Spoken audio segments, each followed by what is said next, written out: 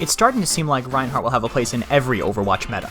Even the Discord Orb dive meta still allowed the German Knight to be used in all map types, depending on team preference. With the nerf to Discord Orb, tanks and ways to sustain them have become a big focus in team composition. Now that Zenyatta isn't mandatory, Ana's insane burst healing and nano boost ult are the new key to success. No hero benefits from this change more than Rein, as he can be more active in teamfights and is getting a higher amount of team wipes when receiving nano, along with building ult faster thanks to the aggression. Rein is also crucial to have to counteract enemy nano boosts, having 2 powerful CC effects in Earth Shatter and Charge. With Ana creeping her way into almost every composition, Reinhardt also finds his way back into every game type, including King of the Hill, one he wasn't a common pick on before. His shield and wide hitboxes are good for splitting teams, key to winning fights on Koth, and his ultimate becomes extra potent, since teams tend to clump up a lot on the game type. Lijiang Control Center. We lost the initial fight, so we're looking to come back in quickly before they get too many ultimates. They engage first with Lucio's Barrier and Genji's Dragon Blade. Since we took some damage on the way in, our Ana was able to get nano and uses it on me.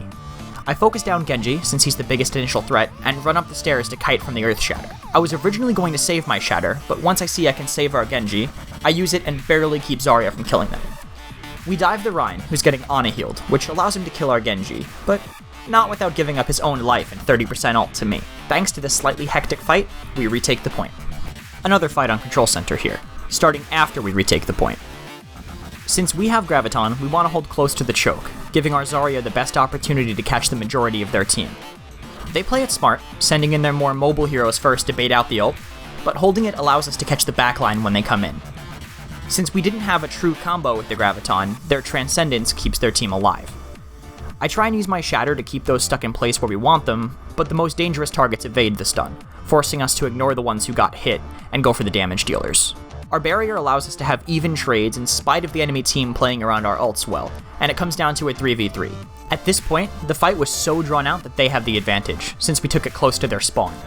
Knowing this, they barrier to strengthen their DPS as they still have in, and try to take us out before our respawns are a factor.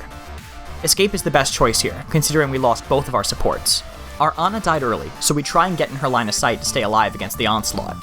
With only light classes close, we nano boost back in, clearing the pursuers and finally finishing the fight. Shifting from Control Center to Garden, we're a few rounds in and rolling out to the initial fight. They've been running a standard dive composition, Winston, Genji, Zenyatta, the whole 9 yards. Our call is to engage early to lower their Winston's effectiveness and put on more pressure than they're able to deal with.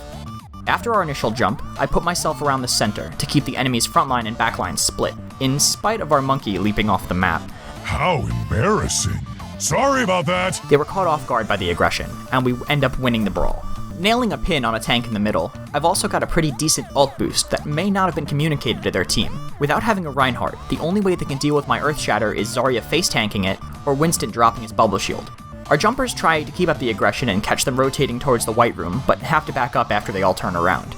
Their jump, while unsuccessful in getting a kill, did manage to make Zarya use her protective shields.